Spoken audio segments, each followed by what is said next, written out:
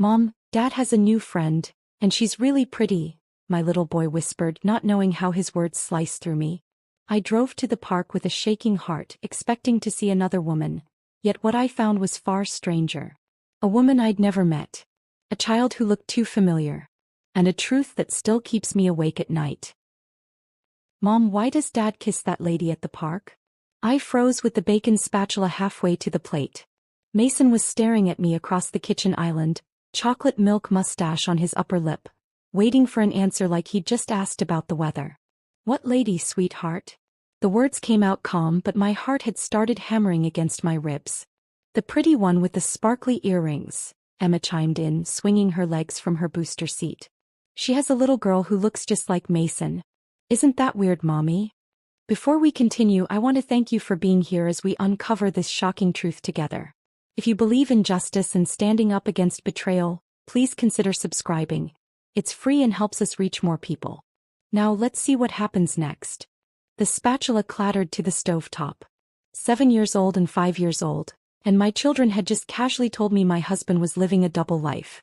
I turned back to the stove, gripping the counter's edge until my knuckles went white.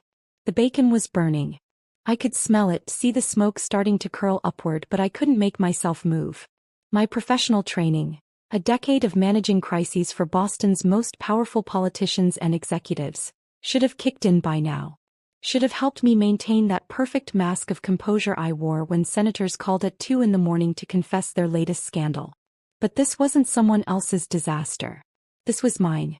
Where does Daddy kiss this lady? I asked, forcing my voice to stay light and curious. Just a mom asking about her kid's day. Nothing earth-shattering happening in our sunny kitchen with its white subway tile backsplash and the bay windows that let in too much harsh morning light. Mason shrugged, swinging his legs under the counter. At Riverside Park. You know, where Dad takes us every Saturday morning while you work on your computer stuff. Every Saturday morning. For how long?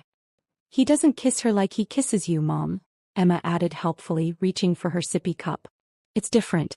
Softer. And he smiles at her the way he smiles at us when we do something good. Something cold and sharp twisted in my chest. I grabbed the smoking pan and moved it off the burner, then just stood there staring at the ruined bacon, trying to process what my kindergartner had just described with devastating innocence. Tell me about the little girl, I said, turning around to face them. I kept my expression neutral, interested, like we were discussing their favorite playground game instead of the fact that their father had apparently been conducting an affair right in front of them. Her name is Lily, Emma announced with 5-year-old enthusiasm. She's 6 and she's so cool, Mommy. She can do a backflip off the swings. A real backflip, Mason confirmed, his eyes lighting up the way they did when he talked about something impressive. And she climbs to the top of the jungle gym without being scared. Plus she looks exactly like me. Same hair, same nose. Even Mrs. Chin from Dad's office said so when she saw us at the park once. My breath caught. Mrs. Chin had seen them? Arlo's assistant had witnessed whatever this was, which meant it wasn't hidden. It was out in the open. Public enough that people from his office had noticed. Does the pretty lady talk to you? I asked, reaching for Emma's toast that had popped up moments before my life imploded. My hands were shaking now, but I forced them steady as I spread butter across the bread. Sometimes, Mason said through a mouthful of cereal. She's nice.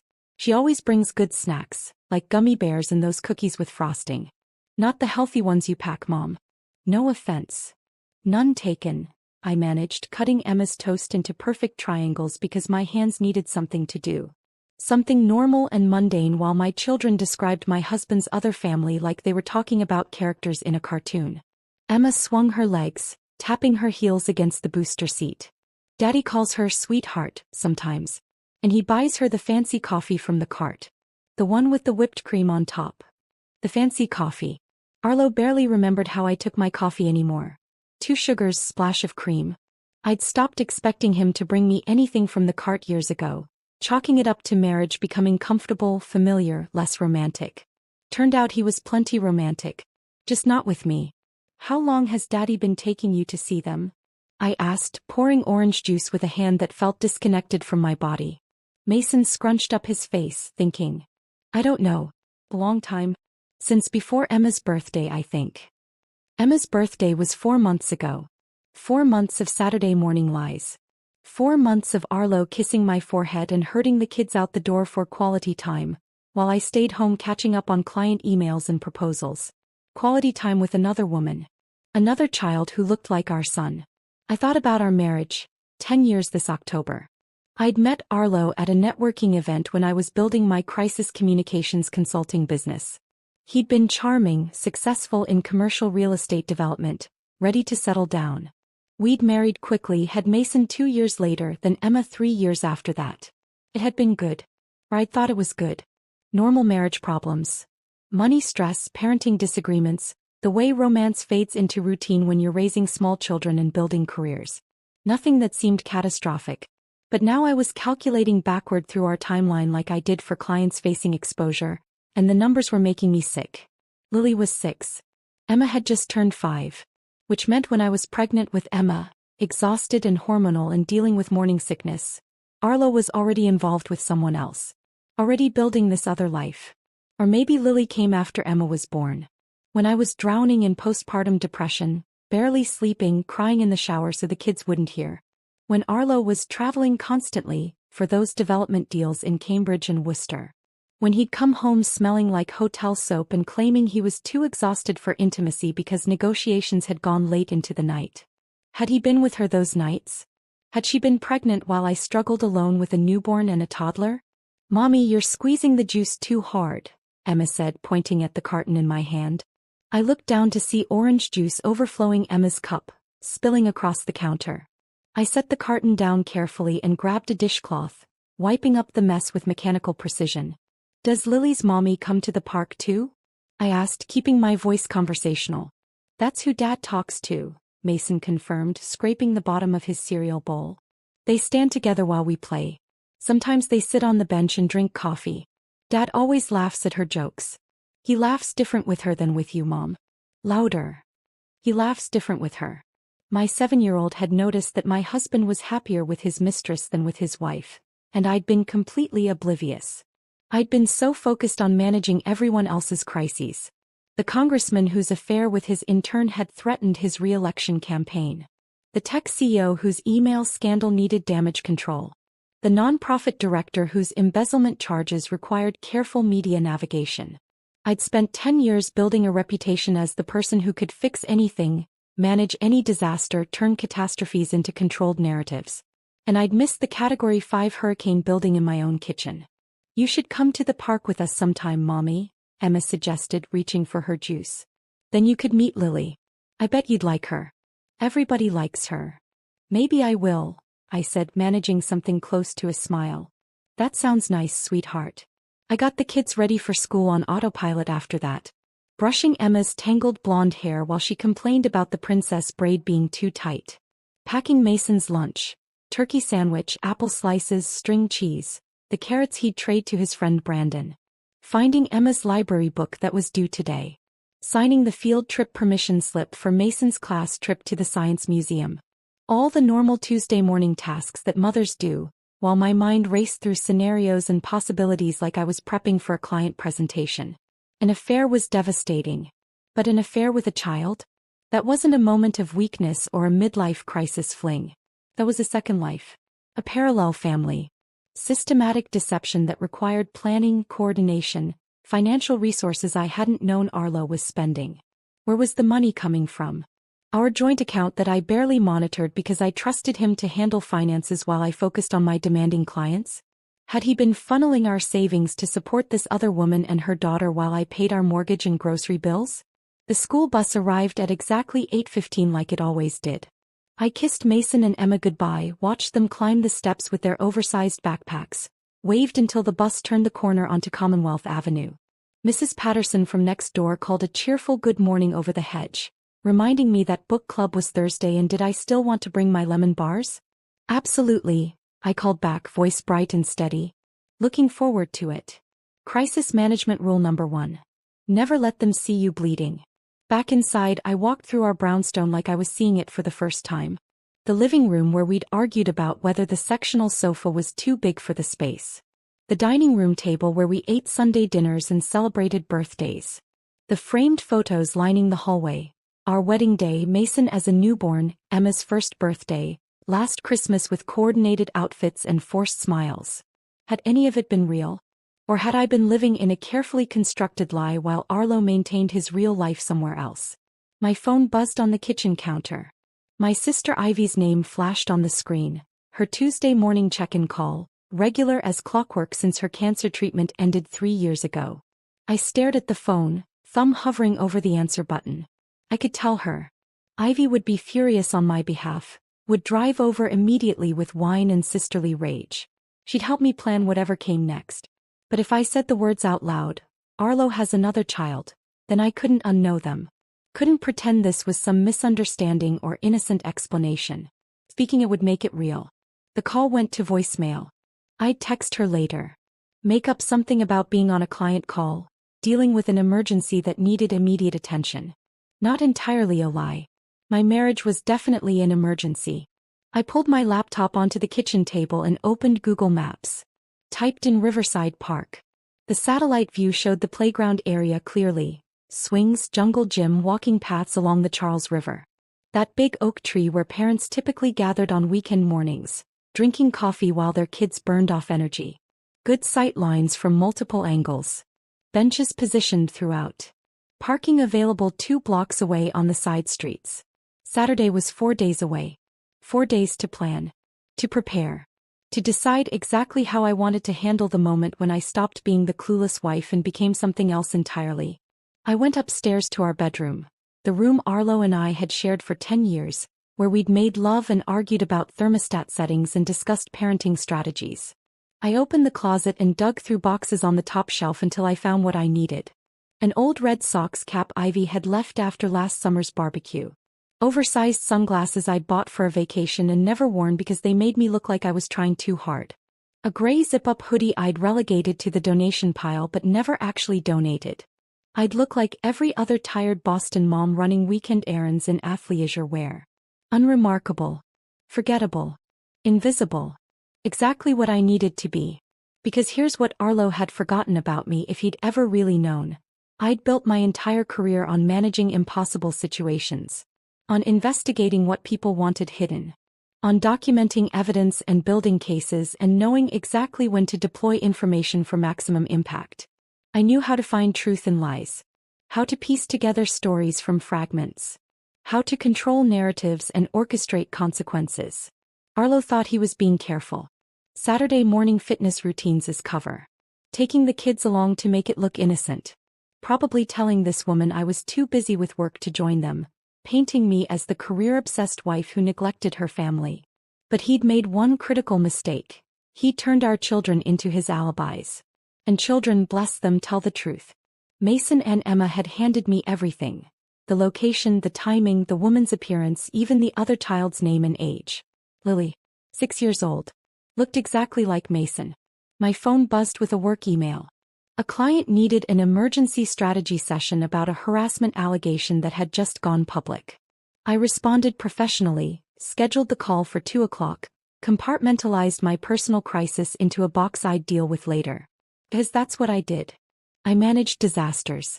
Fixed impossible situations. Made problems disappear or, when necessary, controlled exactly how they exploded and who got hurt in the blast radius. Saturday couldn't come fast enough. I needed to see this with my own eyes. Document it. Understand the full scope of what I was dealing with before I decided what to do next. And I would decide. Not Arlo. Not some well-meaning friend offering advice. Not even my fierce, protective sister. Me. Whatever happened next, I'd be the one controlling it. Managing it. Orchestrating every consequence with the precision I brought to my most high-stakes client situations. I walked back to the bay windows in our living room, looking out at our quiet South End street with its historic brownstones and carefully tended front gardens. Picture-perfect Boston neighborhood. Picture-perfect family. At least that's what everyone thought. 4 more days until Saturday. 4 more days until I stopped being the wife who didn't know. And became the woman Arlo should have been terrified of all along. Saturday morning arrived with the kind of cruel normalcy that makes betrayal even worse. I woke to sunlight streaming through our bedroom windows. The sound of Arlo's alarm chirping at 7:30 like it did every weekend. He rolled out of bed with a groan, stretched his arms overhead, and padded to the bathroom like this was just another ordinary Saturday. Like he wasn't about to take our children to meet his secret family. I stayed in bed watching through half-closed eyes as he went through his performance. The stretching routine he'd started 4 months ago. Lunges, arm circles, touching his toes with exaggerated effort. Checking his fitness watch, tapping the screen multiple times like the metrics actually mattered. Humming some tuneless melody while he brushed his teeth. He was good. I give him that. Years of practice had made him convincing. When he came back to the bedroom to pull on jeans and a navy Henley, the one I'd bought him last Christmas because it brought out his eyes, I forced myself to breathe normally. To look like a wife still asleep, not a woman planning surveillance on her own husband. Taking the kids to the park, he said softly, probably thinking I was still sleeping. Let you get some rest. How thoughtful. What a devoted husband, giving his hard-working wife a peaceful Saturday morning. I waited until I heard him head downstairs, heard Mason's excited voice and Emma's higher-pitched chatter, heard the sounds of breakfast being rushed through. Then I got up and moved to the window, watching as Arlo herded our children into his black BMW. He kissed my forehead before they left. I'd come downstairs in my bathrobe, playing the role of tired wife grateful for a quiet morning to catch up on work. Big client presentation Monday, I'd said, gesturing vaguely toward my laptop on the kitchen table. I really need to prepare. The lie came easily. After 10 years of marriage, we'd gotten good at lying to each other. I just hadn't realized it until now. Take your time, Arlo said, his hand warm on my shoulder. We'll probably hit the playground for a couple hours. Burn off some energy. He smiled. Easy, relaxed, completely guilt-free. I smiled back. The moment his BMW pulled out of our driveway, I was moving. Jeans I'd laid out the night before. Gray hoodie. Hair pulled into a messy bun under Ivy's Red Sox cap. Oversized sunglasses that covered half my face. I looked exactly like what I was trying to be, forgettable. My hands shook as I grabbed my car keys from the hook by the door. My heart was pounding so hard I could feel it in my throat, hear the rush of blood in my ears. This was different from client work. This was personal. This was my life imploding in real time, and I was about to witness it with my own eyes. The drive to Riverside Park took 20 minutes through Saturday morning traffic. I parked 2 blocks away on a residential side street, checked my appearance in the rearview mirror. Just another Boston mom. Nothing remarkable. Nothing memorable. I could do this. The park was busy with weekend crowds. Joggers in expensive running gear, families with strollers, dog walkers letting their animals off-leash in the designated area. I blended in easily, just one more person enjoying the cool October morning. The Charles River stretched out beyond the park, water reflecting gray October sky. I found a bench with clear sight lines to the main playground. Close enough to see everything, far enough away to avoid detection. I pulled out my phone, angling it like I was scrolling through social media, just another distracted parent barely supervising from a distance. Mason and Emma hit the playground at full speed the moment they arrived. I watched them race toward the swings, Emma's blonde ponytail bouncing, Mason's dark curls catching the light. Arlo followed more slowly, hands in his pockets, checking his phone with that nervous energy I'd mistaken for work stress so many times. He was waiting for someone. I knew it before she appeared, but knowing didn't prepare me for the reality. She came from the walking path that curved along the river, not from the parking lot like a normal visitor. Like she'd been waiting just out of sight, timing her arrival to match his. Long dark hair pulled into a high ponytail that swung as she walked. Expensive athleisure wear with visible designer logos. Lululemon leggings, a fitted Nike jacket that probably cost more than my entire outfit. Oversized sunglasses despite the overcast sky. And holding her hand, skipping to keep up with her longer stride, was a little girl who made my breath catch in my throat. Mason hadn't been exaggerating. This child looked like my son. Same dark curls, same nose, same distinctive dimple in her left cheek. The resemblance was so strong it was almost eerie, like looking at a photograph of Mason at 6 years old, except this was a girl in a pink jacket with sparkly sneakers. Lily. She broke away from the woman and ran straight to Arlo, arms outstretched, calling something I couldn't hear from this distance. He bent down and caught her in a hug that looked practiced, familiar, natural. The same way he hugged Mason and Emma. The same affection. The same warmth. My finger found the camera button on my phone. I started taking pictures, rapid and compulsive, zooming in as much as the lens would allow. Arlo's hand on Lily's head ruffling her curls. The woman approaching with a smile, 2 coffee cups in her hands. The way Arlo accepted one with a nod of thanks. The fancy coffee Emma had mentioned, with whipped cream on top. I took more pictures as the woman, I still didn't know her name but I would soon, stood beside Arlo. They weren't touching but the space between them was intimate, comfortable. The body language of people who knew each other well.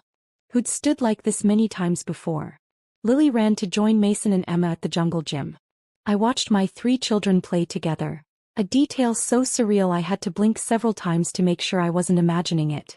They moved around each other with easy familiarity. Mason helped Lily reach a higher bar. Emma showed her something on the ground. Probably a bug or an interesting rock, knowing Emma. They were friends. Real friends who saw each other regularly enough to have developed routines and inside jokes. And I'd had no idea.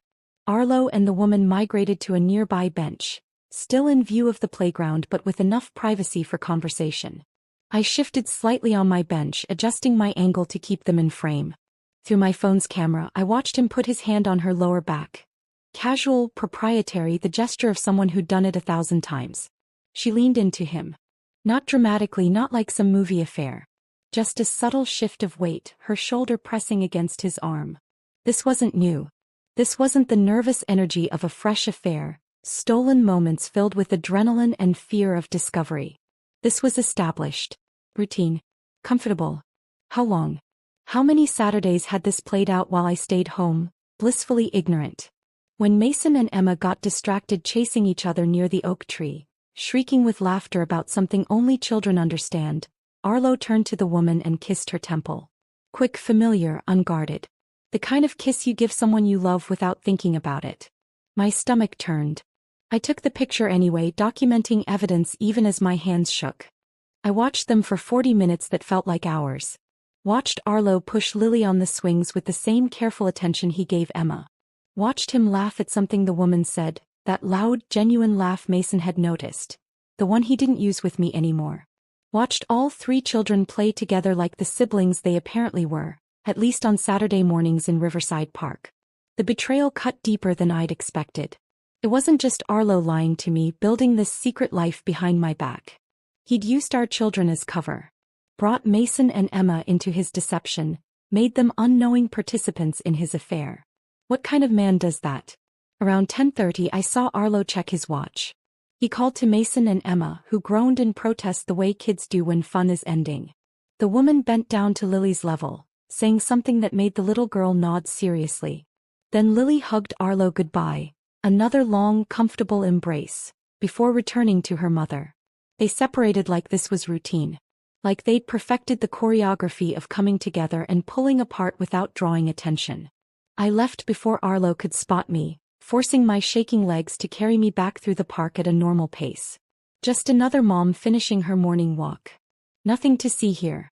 In my car 2 blocks away, I sat gripping the steering wheel for 10 minutes before I trusted myself to drive. The photos on my phone told the whole story. Arlo's hand on her back, the way Lily looked at him with obvious affection, the comfortable body language of people who'd known each other for years. Years. I forced myself to breathe slowly, deliberately. In through the nose, out through the mouth. Crisis management training. Assess the damage, catalog the evidence, plan the response. But this wasn't someone else's scandal. This was mine. And all the professional training in the world couldn't stop the tears that finally came, hot and furious and devastating. I let myself cry for exactly 10 minutes. Then I wiped my face with fast food napkins from the glove compartment, fixed my smudged mascara in the rearview mirror and drove home. By the time I pulled into our driveway I looked normal. Composed. Like I'd spent the morning working on that non-existent client presentation instead of watching my marriage disintegrate in a public park. I locked myself in our bedroom and opened my laptop. The woman's face was clear in several photos. I started with reverse image searches, pulling up search engines and inputting the images with shaking hands. Nothing came up immediately. She wasn't a public figure, didn't have tagged photos on social media. But I had other tools. Property records. Business registrations. LinkedIn searches using Boston and interior design and approximate age range. I was good at this. Finding information people wanted hidden was literally my job.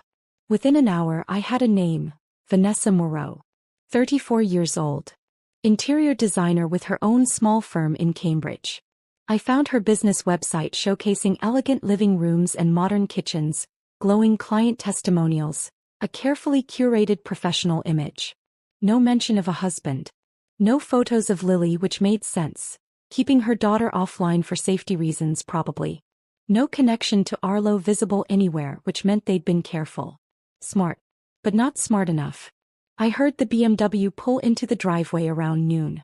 Heard the front door open, Mason and Emma's voices chattering about the playground, about Lily's backflip, about the fancy coffee cart that Daddy bought from. I closed my laptop and walked downstairs, composing my face into something resembling normal. Arlo was helping Emma out of her jacket in the entryway. Mason had already kicked off his shoes and was heading for the TV. "How was the park?" I asked, leaning against the kitchen doorframe. Arlo looked up, smiling. Easy, relaxed, completely unburdened by guilt. "Great. Kids had a blast. Beautiful morning."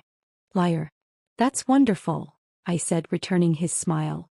"I'm glad you all had fun." I was good at performing too. 10 years of managing crises had taught me how to maintain perfect composure while everything crumbled internally.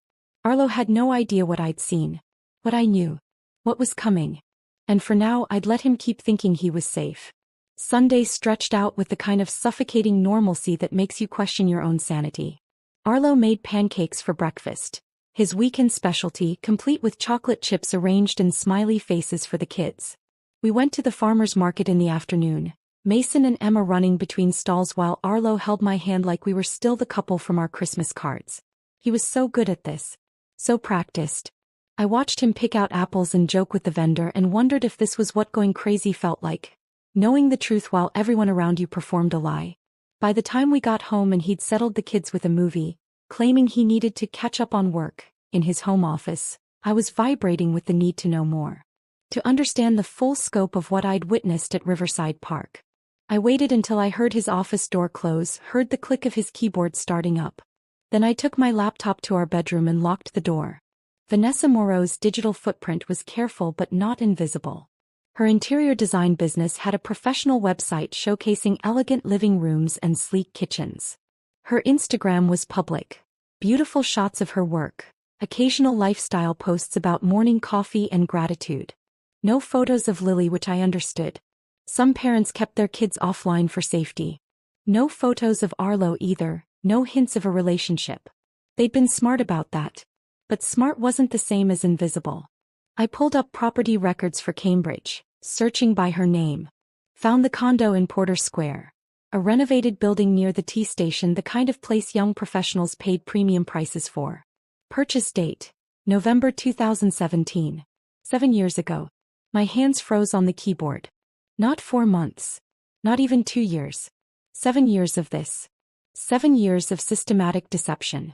And there, buried in the property documents, was Arlo's name. Co-signer on the mortgage. Legal proof that he'd helped her buy this place, been financially tied to her for nearly our entire marriage. I felt like I was falling even though I was sitting perfectly still on our bed. November 2017. That was 2 months after I'd gotten pregnant with Emma. 2 months after we'd celebrated with champagne and called our families with the happy news. While I was dealing with first trimester exhaustion and morning sickness, Arlo had been signing mortgage papers for another woman's home. I forced myself to keep digging. Our bank statements were stored in a shared folder Arlo had set up years ago. Convenient access for both of us, though I rarely looked at them. He handled the finances. I trusted him. Stupid. I'd been so stupid. I opened the last 6 months of statements first, scrolling through the familiar charges. Grocery stores, gas stations, the kids' school fees. And there, like clockwork, Boston Consulting Group. Monthly retainer. $2,000. Same charge every month going back as far as I scrolled. I pulled up older statements. 2 years back. 3 years. $2,000 every single month for years. I grabbed my phone and called the Massachusetts Business Registry, using the after-hours automated system. Entered the business name. Waited while the system searched. No business entity found matching that name. Boston Consulting Group didn't exist. It was fake. A shell company Arlo had created to hide what he was really doing, funneling our money to Vanessa. $2,000 a month for 7 years was. I did the math quickly, my crisis management brain running numbers even as my heart was breaking.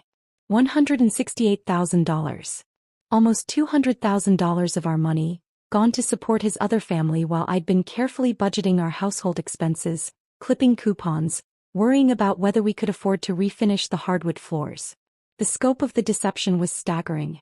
This wasn't just an affair. This was systematic financial fraud, hidden in plain sight because he'd counted on me being too busy, too trusting, too focused on my demanding career to look closely at our accounts. I pulled up our photo albums next, the digital ones backed up to the cloud. Started scrolling backward through years of documented happiness. Family vacations. Birthday parties. Holiday photos. There was Emma's birth. October 2019. I remembered that time so clearly. Difficult labor that ended in an emergency situation, weeks of recovery, months of postpartum exhaustion. Arlo had been supportive but distant, traveling for work, more than usual that winter. Or so he'd said. I kept scrolling. Mason's 3rd birthday in 2018. The dinosaur party I'd planned for weeks. Our anniversary trip to Vermont in 2017. That romantic weekend getaway before Emma was born. We'd stayed at a bed and breakfast, hiked mountain trails, talked about our future and how lucky we were. 2 months later he'd bought Vanessa a condo. If Lily was 6 now, she'd been born in 2018. I pulled up a calendar and started counting backward. Pregnancy is 9 months. Which meant Vanessa would have gotten pregnant around. My vision blurred. December 2017. January 2018. I'd been pregnant with Emma. Dealing with 2nd trimester exhaustion, shopping for baby furniture, nesting. And Arlo had been getting another woman pregnant. 2 babies, 2 families, 2 completely separate lives running on parallel tracks. While I was carrying our daughter, Vanessa was carrying his other daughter. Did he ever mix us up? Forget which pregnancy he was supposed to be excited about? Which nursery he was supposed to help paint? The photos blurred in front of me. I wanted to throw the laptop across the room, watch it shatter against our expensive wallpaper. Instead, I closed it carefully and sat there in the silence of our bedroom, listening to Arlo's keyboard clicking away in his office down the hall. He had no idea I knew. No idea that his careful 7-year deception was unraveling because our son had asked an innocent question over breakfast. My phone buzzed on the nightstand. Ivy's name flashed on the screen, her weekend check-in text, asking if I wanted to grab coffee Monday morning. I stared at the message. My sister's face filled my mind. Fierce, protective, the person who'd always had my back. I needed to talk to someone. Needed to say all of this out loud before it consumed me. But not yet. First, I needed to understand everything. Needed to know exactly what I was dealing with before I decided what to do next. I texted back, can't tomorrow. Swamped with client work. Maybe next week. The lie came easily now. I was getting good at this. Monday morning I woke with absolute clarity. The kind that comes after a sleepless night spent staring at the ceiling, running through scenarios and possibilities. I'd spent 10 years building a career helping powerful people manage their worst moments. Politicians caught in scandals. Executives facing exposure. I'd accumulated favors, connections, leverage. Now it was time to use them. I waited until Arlo left for work, until the kids were on the school bus. Then I called Rebecca Vaughn. Rebecca was the best divorce attorney in Massachusetts. The kind of lawyer other lawyers recommended when things got complicated. She was also someone who owed me. 2 years ago, her husband's congressional campaign had nearly imploded over a lobbying scandal. I'd managed the crisis, controlled the narrative, saved his career. She picked up on the first ring. Juniper Hartley. To what do I owe the pleasure? Her voice was warm, professional, efficient. Rebecca didn't waste time on small talk. I need a consultation, I said. Today. Private entrance. Absolute discretion. The pause that followed told me she understood immediately. Rebecca had been practicing family law long enough to recognize the tone of a wife who'd discovered something devastating. 2 o'clock, she said. I'll clear my schedule. Come through the parking garage entrance. Elevator directly to my floor. I spent the next 3 hours compiling everything into a presentation that would have impressed my most demanding clients. Property records showing the Cambridge condo purchase with Arlo's name on the documents. Bank statements highlighting the fake consulting company charges. Screenshots of the transfers going back 7 years. The photos from Riverside Park time-stamped and geotagged. A timeline analysis showing the overlap between my pregnancy with Emma and what must have been Vanessa's pregnancy with Lily.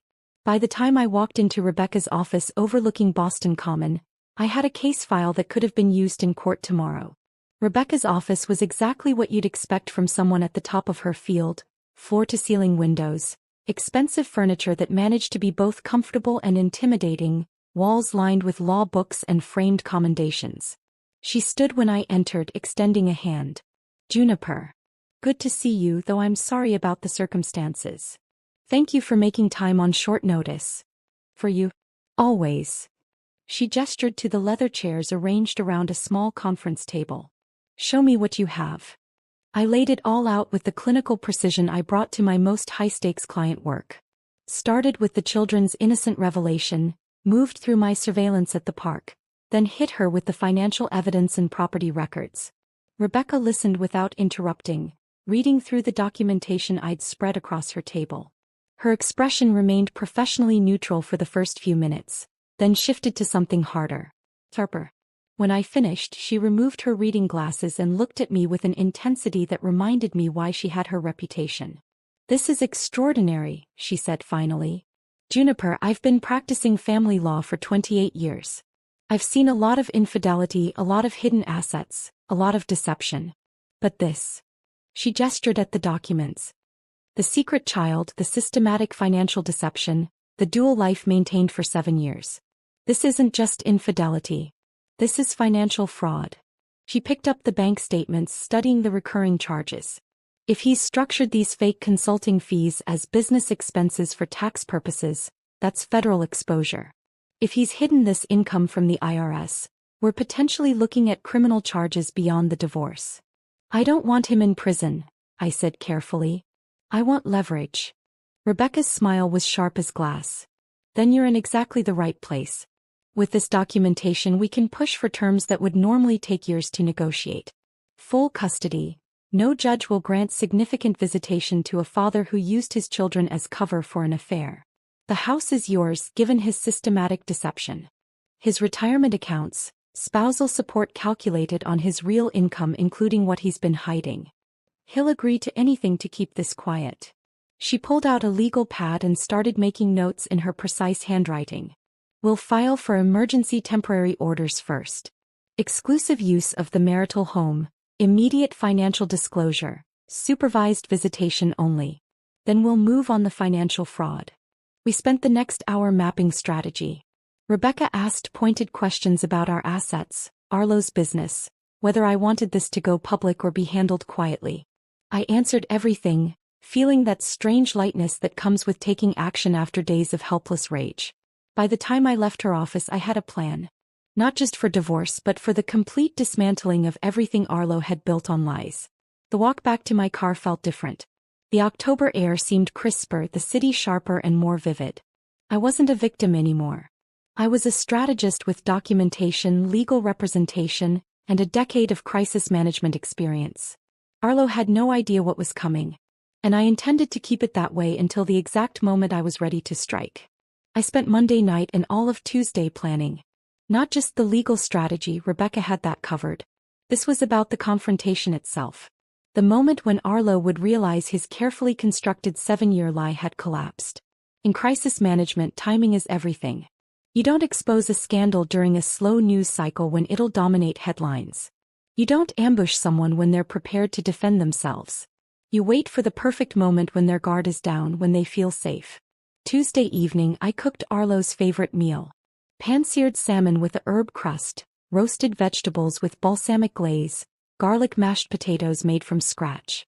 I set the dining room table with our good china. The set we'd received as a wedding gift and only used for Thanksgiving and Christmas. Linen napkins. Candles in the silver holders his mother had given us. A bottle of Cabernet from the wine rack, the expensive kind Arlo saved for special occasions. The whole performance. I was dressed nicely too. Not overdone, just the navy wrap dress he'd always liked, minimal makeup, hair down the way he preferred. I looked like a wife trying to reconnect with her husband. Romantic dinner. Quality time. When Arlo came home from work at 6:30, he stopped in the dining room doorway, briefcase still in hand, confusion crossing his face. "What's the occasion?" he asked, setting down his briefcase and approaching me cautiously. I turned from lighting the last candle, smiling. "Can't I make a nice dinner for my husband?" He relaxed visibly, the tension leaving his shoulders. Kissed my cheek. The gesture made my skin crawl, but I kept smiling. "You've been working so hard lately. I thought we could use a nice evening together." "That's really thoughtful, Viv." He loosened his tie, actually looking pleased. "Let me wash up." I'd timed everything perfectly. The salmon was finishing in the oven when he came back downstairs in jeans and a casual button-down. I poured wine, served dinner, settled into the performance of normalcy. Through the meal I made small talk. Asked about his development project in Cambridge. The irony wasn't lost on me. Mentioned Mason's upcoming school project. Talked about Emma's obsession with fairy tales. Nothing important. Nothing that would raise his suspicions. I let him drink most of the wine bottle. Relaxed people make mistakes. Their defenses lower. They forget to be careful. After the main course, while Arlo was reaching for seconds of the mashed potatoes, I dropped it. Casually, like I was mentioning weekend plans. "I've been thinking about that job offer from the Seattle firm. The equity partnership. I'm considering accepting it." Arlo's fork paused halfway to his mouth. I watched his face carefully, cataloging every micro-expression. Surprise. Then calculation. Then, unmistakably, relief. He was already thinking about how this could work for him. How my relocation across the country would solve his problem of maintaining two families in the same city. "Seattle." He set down his fork, trying to sound concerned rather than hopeful. "But your whole client base is here. You've spent 10 years building those connections. I can build new connections. Fresh start, you know." I refilled his wine glass, watching the deep red liquid catch the candlelight. "The kids would adjust. New schools, new opportunities. We could be relocated by spring." I saw it register then, the "we."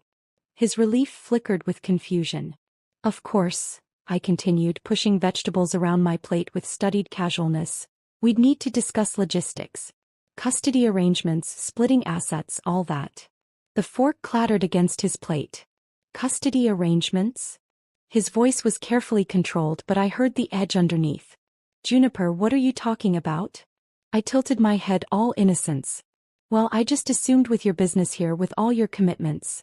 I paused, letting it hang there. "All your Saturday commitments at Riverside Park." The color drained from Arlo's face so fast I wondered if he might actually pass out. His hand gripped the edge of the table, knuckles going white. "What Saturday commitments?" But his voice wavered, betraying him. I set down my fork with deliberate care. Let the silence stretch for 3 beats. "For Riverside Park," I said finally. "Vanessa Moreau. And Lily." The wine glass slipped from Arlo's hand like his fingers had forgotten how to hold objects. Red wine spread across our white tablecloth in an expanding stain that looked exactly like what it was. Evidence of something ruined beyond repair. Arlo's mouth opened and closed. No sound came out. I watched him try to formulate words, explanations, denials. Watched his lawyer brain scramble for the right response. I stood up, walked to the sideboard where I'd strategically placed my laptop before dinner. Brought it back to the table and opened it, turning the screen so he could see. The photos from Saturday. Arlo with his hand on Vanessa's back. Lily hugging him. The kiss on the temple. All 3 children playing together. "Beautiful child, by the way," I said conversationally. "She has your eyes. And Mason's nose. The resemblance is really quite striking. Funny how genetics work." "Juniper, I can explain." The words finally came, desperate and panicked. I held up one hand. "Please don't. I've already consulted with Rebecca Vaughn. I have 7 years of bank transfers showing systematic financial fraud. Property records with your name on them. Photographs. Documentation of the fake Boston consulting group you created to hide payments to Vanessa." I pulled up more documents on the screen, letting him see the scope of what I'd uncovered. Bank statements highlighted in yellow. Property records. The business registry search showing no entity by that name. DNA testing won't even be necessary, though we can certainly arrange it if you'd like. Lily looks more like Mason than Emma does. Any judge will take one look at those children and know exactly what happened. Arlo's face cycled through emotions so fast I almost couldn't track them. Panic. Calculation. Desperation. The realization that his carefully maintained 7-year deception had imploded. You can't, he started. This will destroy your career. I finished for him.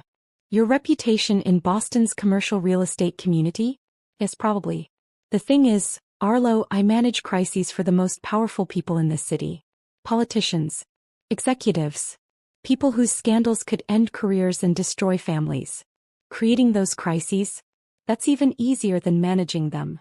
I leaned forward, making sure he saw the steel in my eyes. The fury I'd been controlling for days. Here's what's going to happen. You're moving into the guest room tonight.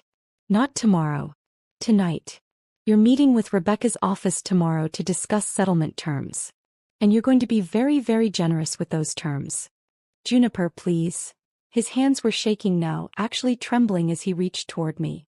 I pulled back. Don't touch me. Why are you doing this? His voice broke on the question like he was the victim in this situation. Why? I laughed, sharp and bitter. You built a second family using our children as alibis. You brought Mason and Emma to your secret playground dates, made them unwitting accomplices in your affair. You stole from our joint accounts for 7 years while I budgeted our household expenses and worried about retirement savings.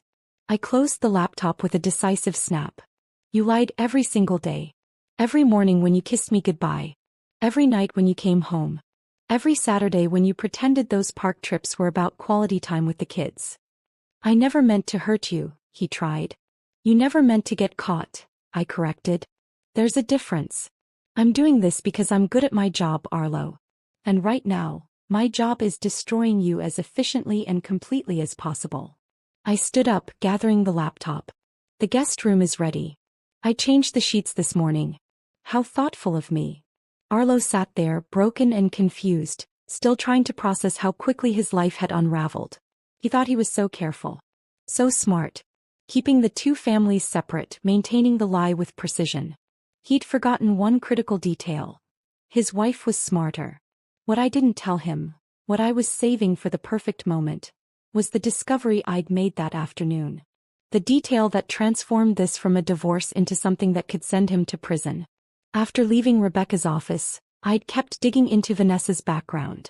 Found records from the fertility clinic where I'd donated eggs 7 years ago. Back when Ivy was fighting cancer and medical bills were crushing us both. I'd donated anonymously to help pay for her treatment. The clinic had assured me my genetic material would go to families who desperately wanted children, that my identity would remain completely confidential. But there was Arlo's signature on authorization forms. Forged consent documents with my name. Payment records showing money changing hands with clinic staff who'd looked the other way. He hadn't just had a child with another woman. He'd used my genetic material without my knowledge or consent. Stolen my eggs. Used them to create Lily with Vanessa while I had no idea any of this was happening. Lily wasn't just Arlo's daughter. She was mine too. Biologically, genetically mine. My DNA. My child, raised by a stranger for 6 years while I remained completely oblivious. The medical fraud elevated this beyond divorce. Beyond financial deception. This was reproductive coercion. Identity theft. Criminal charges that could send Arlo to federal prison. But I wasn't mentioning that yet. That card was still hidden. In crisis management, you never reveal your most devastating evidence until the moment of maximum impact. You build your case piece by piece, letting your opponent think they understand the full scope of their exposure. Then you hit them with the thing they never saw coming. I watched Arlo stumble toward the guest room, shoulders slumped, moving like a man who'd just realized his life was over. He thought he understood what was happening. Thought this was about the affair, the financial fraud, the systematic lying. He had no idea I wasn't just taking him down. I was taking everything, including my daughter. I didn't sleep that night. Couldn't. I lay in our bed, the bed Arlo and I had shared for 10 years, staring at the ceiling while he tossed restlessly in the guest room down the hall. Every creak of the house felt amplified. Every sound like accusation. Around 3 in the morning I gave up pretending and went downstairs with my laptop. Made coffee that I didn't drink. Pulled up the fertility clinic records again, reading through them with the kind of obsessive focus that comes from knowing your entire reality has shifted. My eggs. My genetic material. Taken without permission and used to create a child I'd never known existed. The violation was so profound I couldn't find adequate words for it. This wasn't just betrayal or infidelity. This was theft of something fundamental. Of my biology. My future. My choices. By the time the sun rose Wednesday morning, I'd compiled everything into a new folder. Documentation that would change this from a divorce case into something that could send Arlo to prison. I met Rebecca at her office at 9 o'clock, before her regular appointment started. She was already there, coffee in hand, looking like she'd slept as poorly as I had. I laid the fertility clinic records out on her conference table without preamble. Authorization forms with signatures that were supposed to be mine but weren't. Payment records showing cash transfers to clinic staff. Medical documentation proving Lily's genetic parentage. Half Arlo, half me. Rebecca picked up the first document. Then the second. Then the third. Her usual professional composure cracked completely. Her hands actually trembled as she read through the evidence of what Arlo had done. Juniper, this is. She set down her reading glasses, looking at me with something between awe and horror. I've been practicing family law for 28 years. I've seen terrible things, abuse, fraud, systematic cruelty. But I've never seen anything like this. She spread the documents across the table, studying each one with the focused intensity that made her legendary. This isn't just reproductive coercion. This is medical fraud. Identity theft. Forgery. Potentially bribery of medical staff. The criminal exposure here is enormous. My voice came out steadier than I felt. 7 years ago my sister Ivy was fighting cancer. Stage 3. The treatment was bankrupting both of us. I donated eggs to help cover her medical bills. The clinic told me it was completely anonymous, that my identity would be protected, that my genetic material would go to families who desperately wanted children. I pointed to the forged authorization forms. Arlo accessed my medical records, forged my consent, paid off clinic staff to look the other way. He stole my eggs and used them to create Lily with Vanessa while I had no idea any of this was happening. Rebecca was already making notes in her precise handwriting. We file emergency motions immediately. Biological parentage takes precedence over all other custody considerations. Lily is legally your daughter, regardless of who's been raising her. She looked up, meeting my eyes. Juniper, this changes everything. We're not just talking about divorce anymore. We're talking about criminal charges that could send Arlo to federal prison for years. Good, I said, and meant it. That afternoon, Rebecca brought in Patricia Newell, a forensic accountant who specialized in finding hidden assets in complex divorce cases. Patricia was in her 40s with sharp eyes and an even sharper mind, the kind of woman who could look at a spreadsheet and see the lies hidden between numbers. She set up camp in Rebecca's conference room with our financial records spread across every available surface. Bank statements, tax returns, business documents, property records. 7 years of Arlo's carefully constructed financial deception laid bare under fluorescent office lighting. I sat there while Patricia worked, watching her highlight figures and make notes and cross-reference accounts with the methodical precision of someone who'd done this 1,000 times. By late Thursday afternoon she'd uncovered things even I hadn't known to look for. He's been siphoning money since before Lily was born, Patricia explained, turning her laptop screen so Rebecca and I could see the spreadsheets she'd created. Not just the $2,000 a month to Vanessa through the fake consulting company. That was actually the smallest part of it. She pointed to highlighted figures that made my stomach turn. He's been inflating business expenses, hiding income through shell corporations, creating phantom consulting fees that go to accounts he controls. Look here. This property development in Worcester? He inflated the costs by 30% and pocketed the difference. This Cambridge renovation? Same thing. How much? Rebecca asked, her voice sharp. Patricia pulled up another spreadsheet. Best estimate based on what I found so far? Close to $2 million over 7 years. Maybe more if I keep digging. $2 million. While I'd been clipping coupons and budgeting our household expenses and worrying about whether we could afford to refinish the hardwood floors. I felt sick. Actually nauseated. The scope of Arlo's deception was so staggering I couldn't fully process it. Rebecca and Patricia exchanged glances. The kind of look professionals share when they know something's about to get complicated. This level of fraud has federal implications, Rebecca said carefully. Tax evasion, wire fraud, potentially money laundering depending on how he moved the money. We'd need to report it to the authorities. The IRS. Possibly the FBI. I thought about what that meant. Criminal investigations. Federal charges. Prison time measured in years, not months. Public scandal that would destroy everything Arlo had built. Then I thought about Lily. About Mason and Emma. About the life Arlo had systematically destroyed while pretending to be a devoted husband and father. Do whatever's necessary, I told them. I want everything documented. Every dollar he stole, every lie he told, every law he broke. All of it. Thursday afternoon my phone rang with an unknown number. I was sitting in my car outside the grocery store, staring at a shopping list I couldn't focus on when the call came through. I almost didn't answer. But something made me pick up. Juniper Hartley? A woman's voice, shaky and uncertain. This is Vanessa Moreau. Please don't hang up. I froze. Of all the people I'd expected to hear from, Vanessa was at the bottom of the list. The other woman. The mistress. The person who'd helped Arlo build his secret life. I'm listening, I said, keeping my voice carefully neutral. There was a long pause. I heard her breathing, heard what sounded like traffic in the background. Then her voice cracked. I just received notice that you're filing custody motions for Lily. The paperwork says she's biologically yours. Juniper, I swear to God I didn't know. Arlo told me you'd agreed to everything.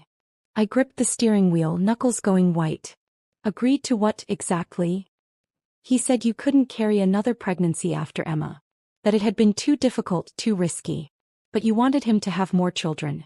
He said it was all arranged, that you'd signed consent forms, that this was what you wanted. Vanessa's breathing was ragged now, words tumbling out in a desperate rush. He showed me documents with your signature. Medical authorizations. I never thought to verify them. I just thought I was helping. I thought this was some kind of modern arrangement, that you were okay with it.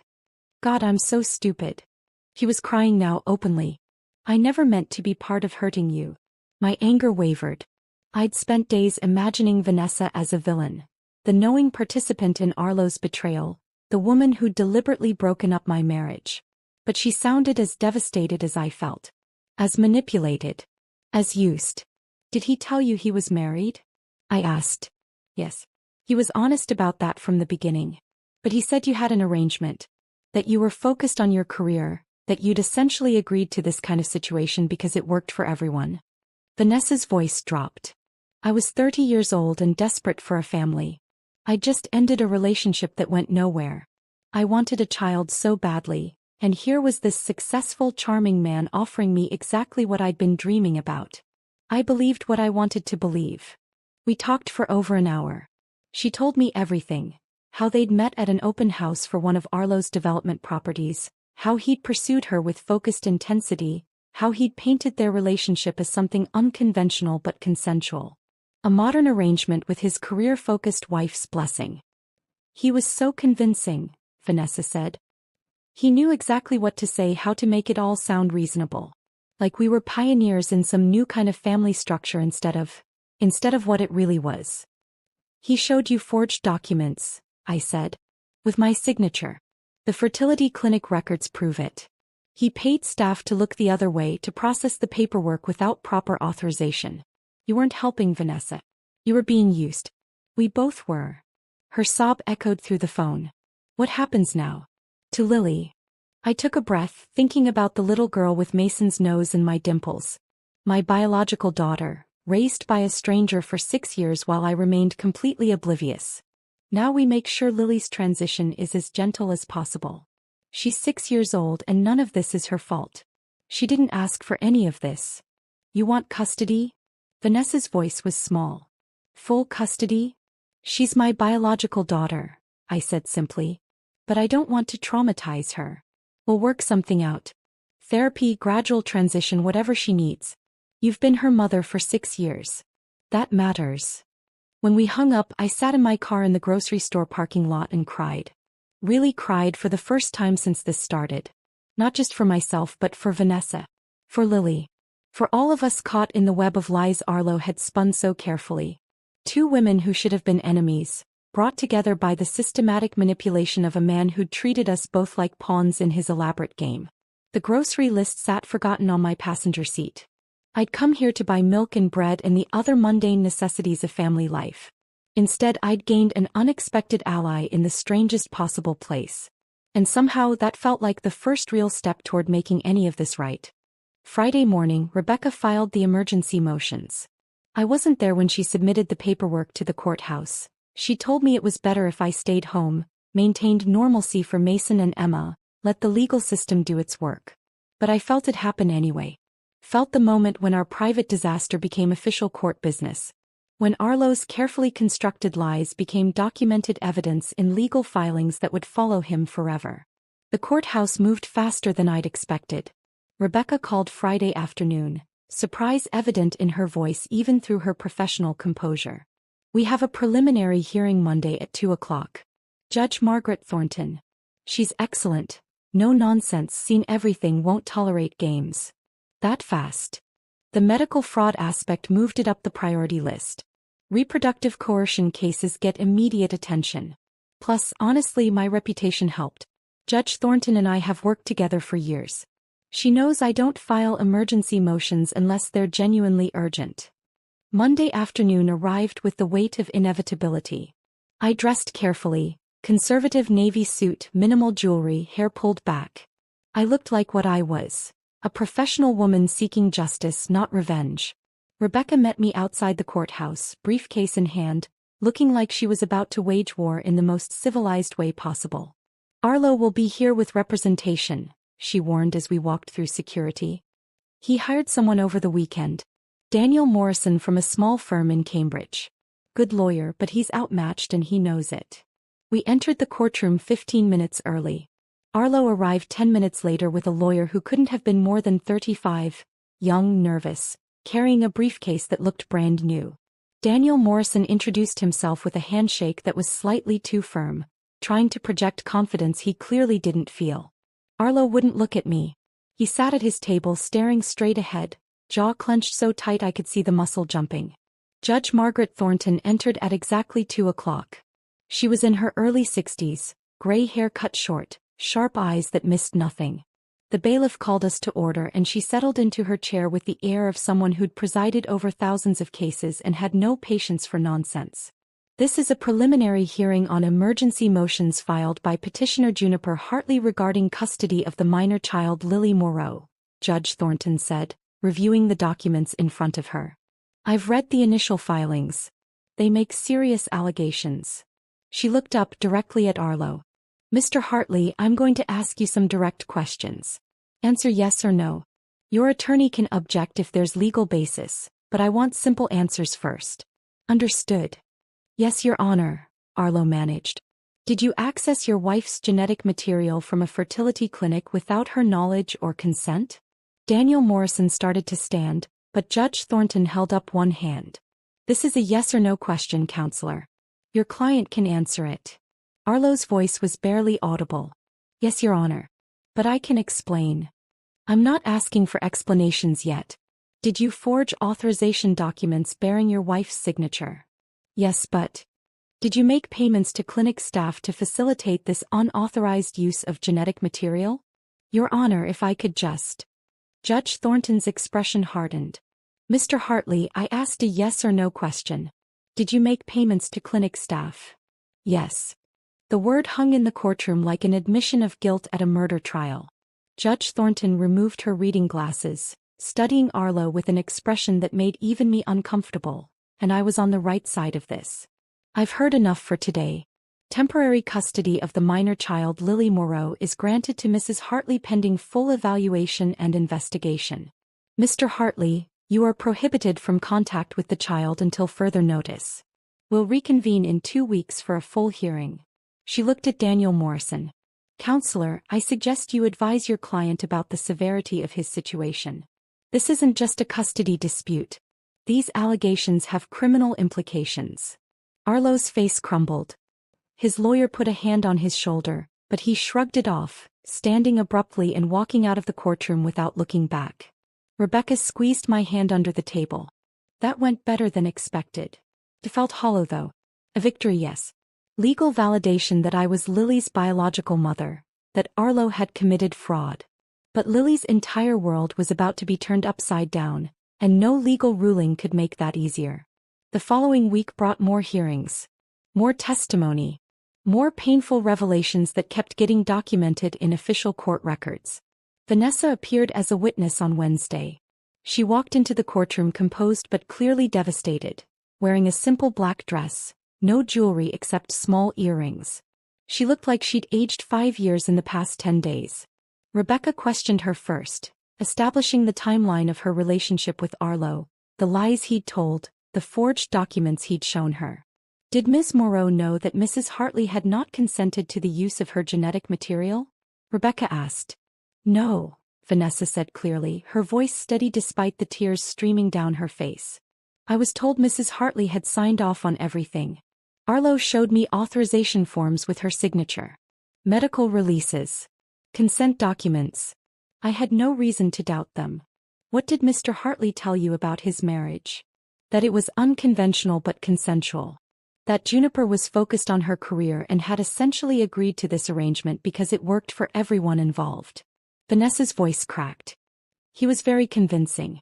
He made it sound like we were part of some modern family structure, pioneers in a new kind of relationship. I believed him because I wanted to believe him. Daniel Morrison tried during cross-examination to paint Vanessa as a willing participant in an affair who'd known exactly what she was doing. But she didn't budge. I thought I was a second partner in an open marriage, she said firmly. When I discovered the truth, that Juniper had no knowledge of any of this, that I'd been raising her biological daughter under completely false pretenses, I was horrified. Morrison pressed harder. But you continued the relationship with Mr. Hartley for 7 years. Because I believed his lies for 7 years, Vanessa shot back. The moment I learned the truth, I ended all contact with him. I've cooperated fully with Mrs. Hartley's attorney. I'm not fighting the custody transfer because Lily deserves to be with her biological mother. After her testimony, Vanessa approached me in the courthouse hallway while Rebecca was handling paperwork. We stood there awkwardly, two women connected by lies neither of us had known we were living. I'm not going to fight the custody transfer, she said quietly. Lily is your daughter. Biologically, legally.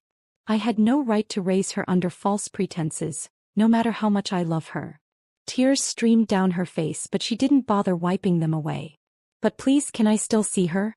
Not as her mother but something. She's the only family I have. I know I have no right to ask but... Yes, I interrupted. Of course you can see her. You've been her mother for 6 years, Vanessa. That matters. We'll work something out. Supervised visits, therapy sessions, whatever helps Lily adjust. She nodded, unable to speak, and walked away before she completely broke down. That night, I had the hardest conversation of my life. Mason, Emma, and I sat together on our living room couch while I tried to find words to explain that their Saturday park friend was actually their sister. You know how we talked about Daddy's friend Lily from the park? I started carefully. Mason nodded, reaching for the bowl of popcorn I'd made as a comfort prop. The one who looks like me. Right. Well, I need to tell you something important. Lily is your sister. Your real sister. Emma's eyes went wide. Like a for-real sister? Not just a friend. For real sister. Mason's forehead wrinkled in confusion. But how? You weren't pregnant. I would have remembered. I took a breath, keeping it as simple and age-appropriate as possible. Sometimes families are created in different ways. Lily was made using special cells from Daddy and me, but another woman carried her in her body and raised her. We didn't know about her until recently. So she's our sister for real? Emma asked again like she needed confirmation. Yes, sweetheart. For real. She has the same mommy and daddy as you, even though she was raised by someone else. Mason processed this with 7-year-old logic. Is she going to live with us? Yes. It's going to be a big change for everyone, especially Lily. She's going to need lots of patience and kindness while she adjusts to her new family. Can she have the room next to mine? Emma asked, already planning. I can show her all my stuffed animals. That night, after the kids were asleep, I called my sister Ivy. Told her everything I'd been holding back for 2 weeks. The affair, the secret daughter, the medical fraud, the custody battle. I need help, Ivy. I can't manage 3 kids in this legal battle alone. I'll be there this weekend, she said immediately. No hesitation, no questions about how long or what it would cost her. Pack a bag for a few months. You're not doing this alone. I'm sorry I didn't tell you sooner. I was trying to process. Juniper, stop. You're allowed to fall apart. That's what I'm here for. Rebecca arranged the first official meeting for the following Tuesday at Dr. Sarah Kim's office, a child therapist who specialized in family transitions. Neutral territory for Lily to meet me as her biological mother. I was terrified. What do you say to a 6-year-old whose entire world is being rearranged? Lily arrived with Vanessa, clutching a stuffed rabbit that looked well-loved, one ear slightly frayed. She was beautiful, dark curls escaping from 2 braids, Mason's distinctive nose, my dimples showing when she smiled uncertainly. When she saw Mason and Emma in the waiting room, her face lit up. Are we having a special playdate? Vanessa had clearly prepared her carefully, framing this as something exciting rather than scary. Dr. Kim led us into her office. A warm space with toys and books and comfortable furniture designed to put children at ease. She guided the conversation with practiced gentleness. Lily, do you remember meeting these people before? Lily nodded, suddenly shy. At the park. That's Mason and Emma. That's right. And this is Juniper. She's Mason and Emma's mommy. I know, Lily said, hugging her rabbit tighter. Dr. Kim smiled. Lily, Juniper is your mommy too. You grew in a very special way and now you have 2 families who love you very much. Lily looked confused but not upset. She studied me carefully, then looked at Vanessa for confirmation. Can I still see you? She asked Vanessa, her voice small. Of course, I said quickly before Vanessa could answer. Vanessa will always be part of your life. We're just making your family bigger, not replacing anyone. Lily considered this seriously, then turned back to Mason and Emma. Can we play now? And just like that, she was 6 years old again, focused on toys and games, accepting what adults told her with the resilience only children possess. I watched her play with my other children, my 3 children, and felt something shift inside me. This was my daughter. And somehow I was going to make this work. The transition period Dr. Kim had mapped out was supposed to be gradual. Weekly visits increasing to overnights, then weekends, then finally full custody. A careful, measured approach designed to minimize trauma for a 6-year-old whose world was being completely rearranged. But 3 weeks into the custody proceedings, everything accelerated. I was making lunch for the kids on a Thursday afternoon when the doorbell rang. Through the window, I saw an unmarked sedan parked at the curb and a woman in a dark pantsuit standing on my front steps. Detective Sarah Brennan from Boston PD's Fraud Division. She held up her badge when I opened the door. Mrs. Hartley. I need to discuss some findings that emerged from your divorce case. May I come in? We sat in my living room while Mason and Emma watched cartoons upstairs, oblivious to what was happening. Detective Brennan was in her mid-40s, no-nonsense demeanor, the kind of cop who'd seen everything and wasn't impressed by much. She spread documents across my coffee table with practiced efficiency. Your forensic accountant's findings triggered a deeper investigation, she began. What we've uncovered goes far beyond hiding assets in a divorce. Mrs. Hartley, your husband wasn't just stealing from you. He was systematically defrauding his business partners and clients. I stared at the documents. Bank records. Construction contracts. Development agreements. The fake Boston Consulting Group was just one shell company among dozens, Detective Brennan continued. He's been inflating project costs on development deals, skimming from construction budgets, creating phantom consulting fees that go straight to offshore accounts he controls. She pointed to highlighted figures that made my vision blur. This Worcester property development? He told investors it cost $4 million. Actual costs were $2.8 million. He pocketed the difference. Same pattern across multiple projects over 7 years. How much total? My voice sounded distant, disconnected. Over $2 million in documented fraud. Probably more we haven't found yet. Detective Brennan met my eyes. The district attorney's office is filing federal charges. Wire fraud, tax evasion, money laundering. This is serious, Mrs. Hartley. My stomach dropped. How long? If he's convicted. 10 to 15 years, potentially. Depends on how many counts stick and whether he cooperates. She paused. You should know, you'll likely be called to testify. About the financial fraud, the hidden accounts, the systematic deception. I thought about Mason and Emma visiting their father in federal prison. Thought about Lily, who barely knew Arlo, growing up with a convicted criminal as her biological father. Whatever's necessary, I said finally. He made his choices. Detective Brennan nodded, collecting her documents. The DA will be in touch. In the meantime, if Arlo contacts you directly, document everything. He's getting desperate. He was right about that. 2 days later, Arlo showed up at our house. I was getting Mason ready for soccer practice when I heard pounding on the front door, urgent and aggressive. Juniper. Open the door. I know you're in there. Mason's eyes went wide. Is that Dad? Go upstairs with Emma, I said quietly. Lock your bedroom door. Don't come out until I tell you. I called the police first, then went to the door. Didn't open it. Just spoke through the wood. Arlo, there's a restraining order. You're not supposed to be here. Please. His voice cracked. Just listen to me. I can explain everything. The money, the accounts, all of it. If you just drop the charges. Drop the charges? I couldn't help the bitter laugh. You stole from me for 7 years. You committed medical fraud. You've been defrauding your business partners. This isn't about me anymore, Arlo. This is federal. I'll lose everything. My business, my reputation. He was crying now, actual tears in his voice. Think about the kids. Mason and Emma deserve to have their father. You should have thought about that before you built a second family and stole millions of dollars. The police arrived within minutes. 2 officers who looked unsurprised by the situation. Apparently domestic disputes were routine. They escorted Arlo away while he shouted promises and threats and desperate pleas that echoed down our quiet street. Mrs. Patterson from next door watched from her window. So did the Johnsons across the street. By tomorrow, everyone in the neighborhood would know. After that, Arlo tried calling. I blocked his number. He tried emailing. Desperate messages alternating between begging for forgiveness and threatening to fight for custody. His mother called, crying, pleading for me to consider the children.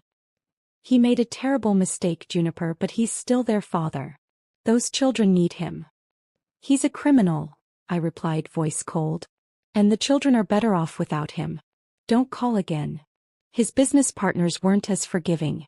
Within a week, 3 separate lawsuits were filed. Civil cases seeking damages for the money Arlo had stolen from development projects. His commercial real estate firm collapsed spectacularly. Properties in development were seized. Investors demanded investigations. Everything Arlo had built over 15 years imploded. I watched it happen with grim satisfaction mixed with unexpected sadness. I'd loved this man once. Married him believing we'd build a life together. The fact that he'd destroyed it all through greed and systematic deception didn't erase those earlier years, even though they now felt like elaborate lies. Rebecca kept me updated on the legal proceedings. He's trying to negotiate a plea deal. Wants to avoid trial. The prosecutors are considering it. He's offering full cooperation, testimony against business associates who might have been involved, forfeiture of all assets. Will they accept? Probably. Trials are expensive and time-consuming. If he gives them bigger fish and accepts responsibility, they'll reduce the sentence. Still looking at 5 to 8 years, but better than 15. Boston's elite circles are small and ruthless.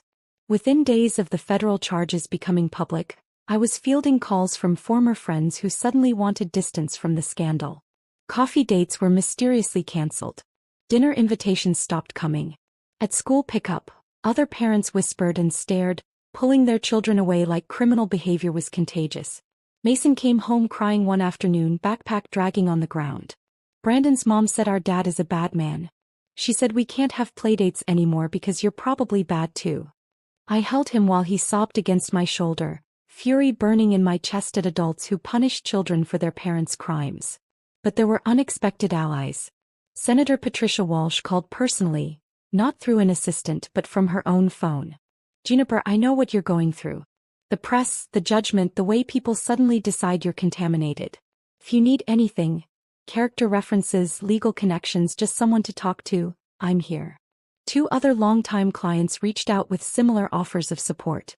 People who remembered that I'd saved their careers, managed their impossible situations, and never betrayed their trust. My sister Ivy became my anchor. She'd moved in the weekend after Lily's first visit, taking over the third-floor guest suite and immediately making herself essential. She handled school pickups when I was in court, made dinner when I was too exhausted to function, sat with me late at night when the weight of everything threatened to crush me. "You're doing the right thing," she reminded me constantly. "Lily deserves to be with her biological family. Arlo deserves to face consequences for what he did." Lily moved in on a Saturday in late October. The leaves were turning brilliant colors, and there was a chill in the air that promised winter wasn't far off. Vanessa brought her mid-morning with a backpack full of clothes, the stuffed rabbit, and tears streaming down her face that she tried to hide. Dr. Kim was there to help with the transition, maintaining professional calm while two families restructured themselves around one little girl. "Remember, we'll see each other every Tuesday and Thursday," Vanessa told Lily, kneeling down to her level. "And you can call me anytime. Juniper has my number. Promise." Lily's voice was small, scared. "Promise." The first week was brutal. Lily cried for Vanessa at bedtime. She wandered the house looking lost, unsure where she belonged in this new family. She asked constantly when she could go home, breaking my heart each time because she didn't understand this was home now. But Mason and Emma were extraordinary. They treated Lily like the sister she'd always been, pulling her into their games, defending her fiercely at school when other kids asked intrusive questions. "She's our sister," Mason told a classmate who'd heard his parents gossiping. "And if you're mean to her, you're mean to me." Slowly, day by day, Lily began to adjust. She started sleeping through the night, stopped asking when she could go home, began to laugh at Mason's jokes and play dress-up with Emma's elaborate collection of princess costumes. 2 weeks after she moved in, I found Lily sitting on Emma's bed while Emma carefully brushed her hair. "You have the same curls as me," Emma said with 5-year-old pride. "That's because we're sisters." Lily smiled, tentative but genuine. "Real sisters." "The realest," Emma confirmed with absolute certainty. "Forever sisters." That night I was tucking Lily in when she said it for the first time. "Mom, can I have water?" "Not Juniper. Not Mrs. Hartley." I brought her water with shaking hands, setting it on her nightstand beside the stuffed rabbit. "Good night, Lily." "Good night, Mom." It was a small moment. Just one word. But it felt like everything shifting into place. Like maybe, despite all the pain and betrayal and systematic destruction of the life I'd thought I had, maybe we were actually going to be okay. The weeks after Lily called me Mom, for the first time blurred together in a strange mixture of legal proceedings and domestic routine. Court hearings punctuated by school pickups. Depositions sandwiched between homework help and bedtime stories. 2 lives running parallel. One focused on destroying what Arlo had built, the other on building what he'd nearly destroyed. 4 months after the initial custody hearing, Arlo accepted a plea deal. Rebecca called me on a Tuesday morning while I was packing lunches. "He's taking it. 8 years federal custody, possibility of parole after 5. Full cooperation, testimony against his business partners, forfeiture of all assets." "When's the sentencing?" "Friday at 2 o'clock. You don't have to be there if you don't want to." But I did want to be there. Needed to be there. Needed to see this chapter close officially. Friday afternoon, I sat in the federal courthouse with Rebecca beside me, watching Arlo stand before Judge Margaret Thornton. He'd lost weight. The suit he wore hung loose on his frame, making him look smaller somehow. Diminished. His hair had gone gray at the temples in just 4 months. His lawyer stood first, making a statement about remorse and acceptance of responsibility. About how Mr. Hartley understood the severity of his actions and was committed to making amends. Then Arlo spoke. His voice was quiet, barely carrying to where I sat. "Your Honor, I destroyed my family through selfishness and greed. I violated my wife's trust and autonomy in the most fundamental way possible. I manipulated everyone around me, my wife, my business partners, Vanessa Moreau, to serve my own interests without regard for the harm I caused." He paused, swallowing hard. "I take full responsibility for my actions. I accept the court's judgment and whatever consequences you deem appropriate." Judge Thornton's expression remained severe throughout. When she spoke, her voice carried the weight of someone who'd presided over thousands of cases and had no patience left for this particular kind of deception. Mr. Hartley, you systematically defrauded your business partners and clients. You stole from your wife.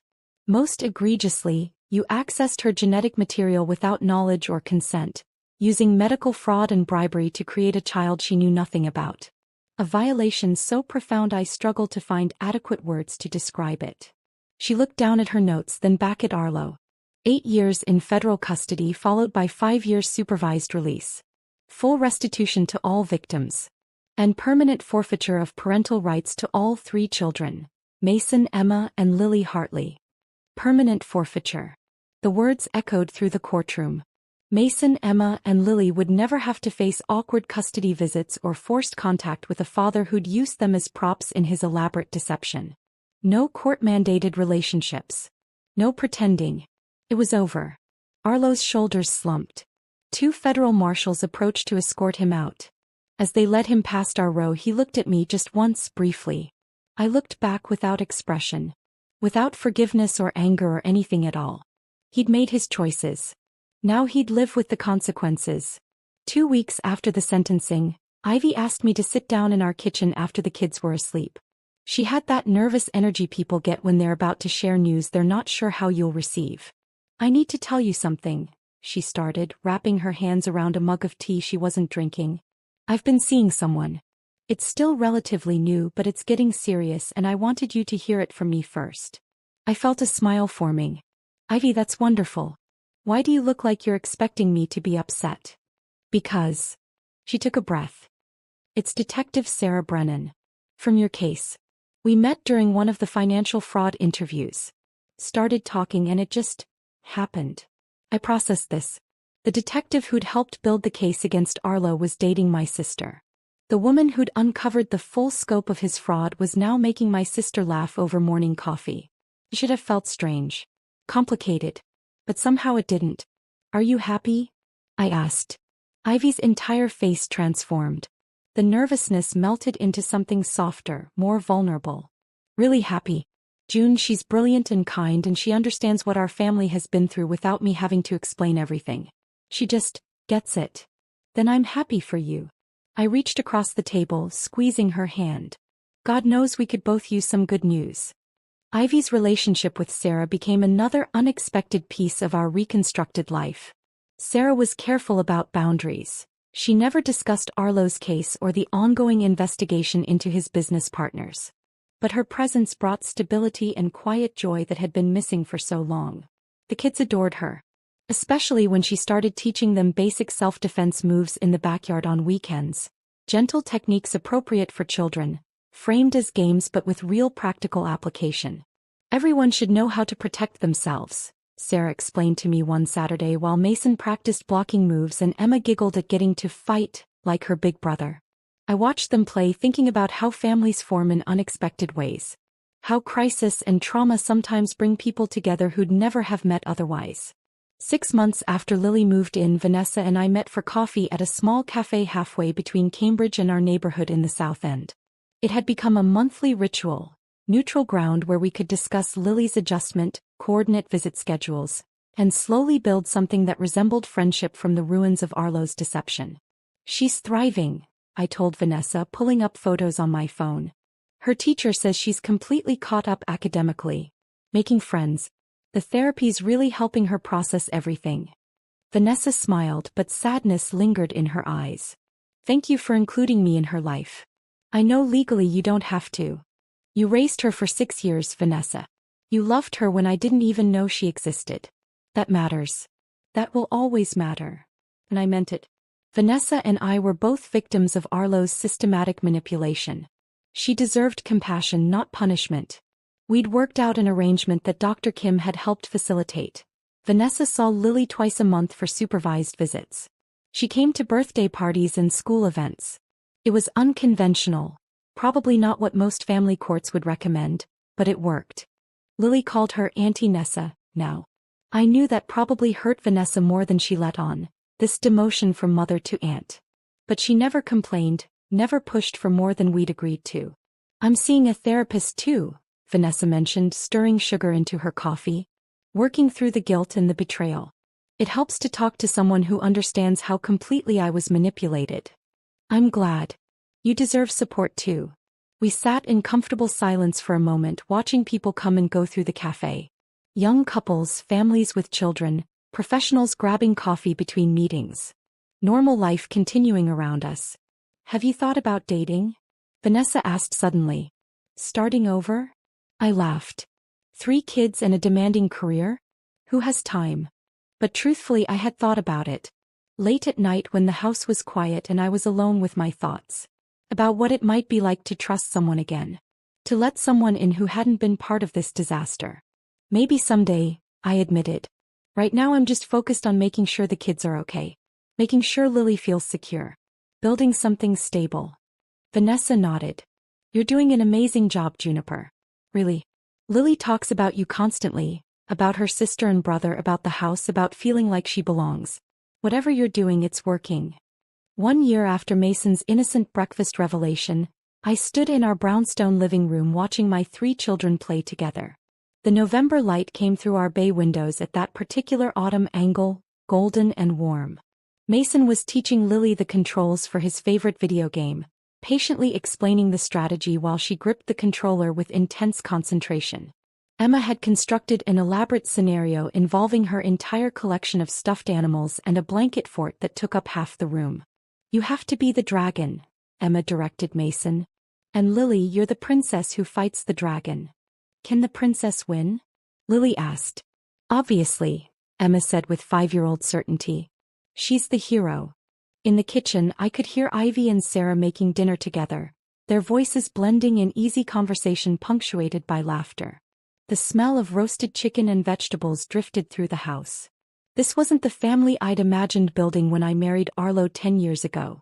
Wasn't the picture-perfect life from our Christmas cards with coordinated outfits and forced smiles. But it was real. And it was ours. And it was more honest than anything Arlo and I had created together. My phone buzzed. A text from a potential new client. A tech CEO dealing with a harassment scandal that threatened to destroy his company. Work continued. Crisis management continued. Life continued. I'd learned something fundamental through all of this. Survival isn't about preventing disasters. It's about controlling the aftermath. About protecting what matters while cutting away what's toxic. Mason looked up from the video game and caught my eye. Mom, are you playing or just watching? I'm coming, I called back, setting down my phone and moving to join them in their blanket fort kingdom. Later that night, after the kids were asleep and Ivy and Sarah had retreated upstairs, I sat alone in the quiet living room. The house settled around me with familiar creaks and sounds. Outside, Boston continued its endless rhythm. Cars passing, distant sirens, the city breathing. I let myself acknowledge the truth that Mason's breakfast question had revealed. My entire life had been built on systematic deception. But discovering that hadn't destroyed me. Instead, it had forced me to become someone stronger. Someone who didn't just manage other people's crises but could navigate her own with precision and purpose. Some women discover betrayal through lipstick on collars or suspicious texts. I discovered mine through a 7-year-old's innocent observation about his father's park friend. That observation led to uncovering medical fraud, systematic financial deception, and ultimately reclaiming a daughter stolen from my very DNA. Arlo was in federal prison facing years of consequences for his choices. Vanessa was rebuilding her life with my support, learning to forgive herself for being manipulated. And I was here in this brownstone with 3 children who shared my genetics, my home and my future. The truth that had kept me awake those first terrible nights, the scope of the deception, the stolen daughter, the fraud, had transformed into something else. Not revenge, though there had been satisfaction in watching Arlo's empire crumble. Not even justice, though the legal system had worked better than I'd expected. Reclamation. That was the word. I'd reclaimed my daughter, my autonomy, my future. I'd weaponized my professional skills to dismantle the lies and build something true in their place. I'm Juniper Hartley. I manage crises for Boston's most powerful people. But the most important crisis I ever managed was my own. And I didn't just survive it. I transformed it into the foundation for something better. The brownstone was quiet. The children were safe in their beds.